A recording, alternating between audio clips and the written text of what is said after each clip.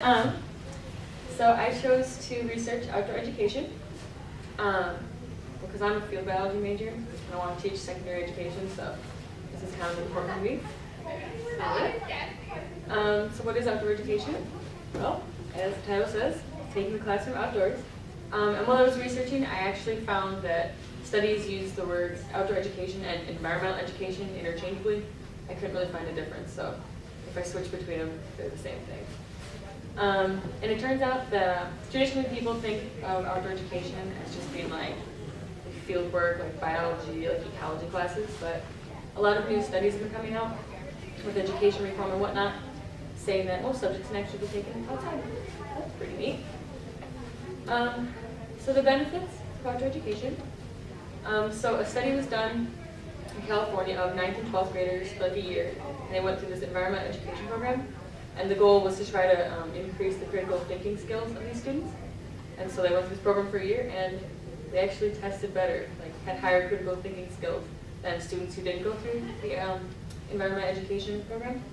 And the critical thinking skills they defined, by the way, were how a student could evaluate, analyze, and interpret information. So they tested higher. And then making connections with nature and the community. There was another article I read. A school in Michigan, they created an outdoor learning center, and they integrated it into K through 4 curriculum. And so like the kids like helped out to maintain the outdoor education center, but then community members also were helping to maintain the community center too. So there's a lot of good things to come out for students to see that not only how they connect with nature, but also with their community. And then, well, outdoor education just makes better scientists. You know, once you get into secondary education, if you're looking to be like a field biology major like myself, getting outside, actually getting into the field and seeing how things actually work, it's really helpful. Oh, and it makes kids more ecologically literate, which, I mean, I think most of us have gone through an environmental class of some sort where we talk about all the horrible environmental problems that are going to rain down on our heads at some point. So if we are educating the generations that's coming up who's going to have to deal with, you know, water scarcity, pollution and whatnot, definitely going to be beneficial for our country. Also, there were studies that said that students that learned indoors and then were taken outdoors, they made more firmer connections with the information and retained more of the information that they learned when they like coupled outdoor education with indoor education. And then it just helps students develop good group skills, always a plus. The drawbacks. I like these pictures a lot, by the way. On a side note, I couldn't find kids doing anything crazy. They're like, well, a mosh pit and the running of the bulls. That's pretty chaotic. So one of the things, teachers, they tend to hesitate to take classes outside because they feel like they're going to lose control of their students, like these pictures. They also feel like they have a lack of resources or time to like take students on field trips and whatnot. And also accidents or liability. We live in a very Sioux type of I don't know, society, that's what we're looking for. Sue it for everything, so people are very afraid of liability. And then another drawback I found, which was the most important one, was that teachers, like pre-service teachers that are going into education, don't really get much training in like field work at all, actually, and especially elementary teachers.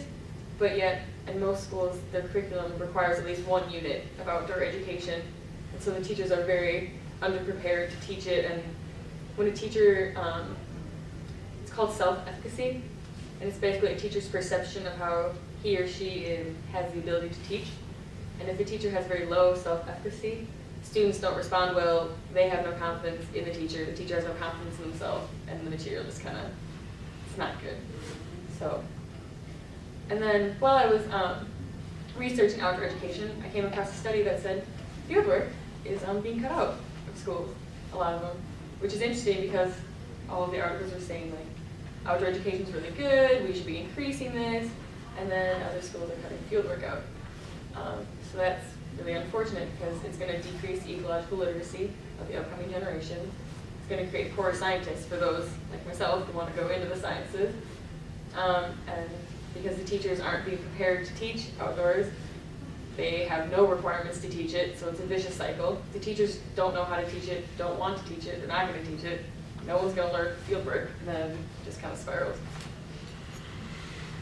So, what do we do now? Well, I hope I proved that outdoor education has some benefits worth looking into, like raising critical thinking skills, which if you're going to go into any noteworthy profession, critical thinking is key. So if it's raising critical thinking skills, outdoor education is pretty good. And also, obviously, to help educate about ecological issues. So we should probably be giving our teachers more education in teaching outside of their students and to reach more learning styles. And there are resources.